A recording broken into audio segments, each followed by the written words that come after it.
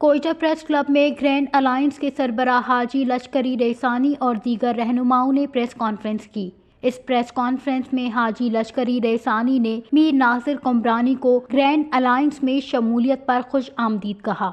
नासिर कुमरानी का कहना था कि मैं उम्मीदवार NA 264 और BP 44 से इंतखाब लड़ रहा हूँ।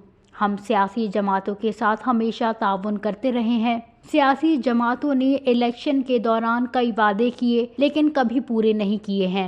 इनका मजीद कहना था कि सरवान हाउस से पुराना और तारीखी ताल्लुक है। कौमी असम्बली और सूबाई हल्के की नशिस्त पर ग्रैंड अलायंस में शमूलियत का ऐलान करता हूँ।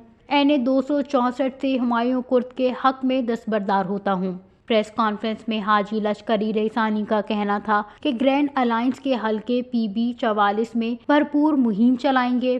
ग्रैंड अलायंस सूबे की मुश्किलात और मसाइल को कम करने के लिए कोशा है। मुल्क में शफाफ इलेक्शन वक्त का तकाजा है। 2018 के इंतखाब के बाद मुल्क के मसाइल अवाम के सामने रखे हैं। इलेक्शन से मायूसी की फिजा से गैर जमहूरी क़ुव्वतों को तक़वियत मिलेगी। हमें सियासी जद्दोजहद पर यकीन है। इनका मजीद कहना था कि इलेक्शन ट्रिब्यूनल के फैसले को रोका गया। ताकतवर पार्लियामान पर यकीन रखते हैं। इलेक्शन की तारीख का तयन हो चुका है। सुप्रीम कोर्ट के निज़ाम को दुरुस्त करने से जमहूरियत मजबूत होगी। वश न्यूज़, कोयटा, बलूचिस्तान।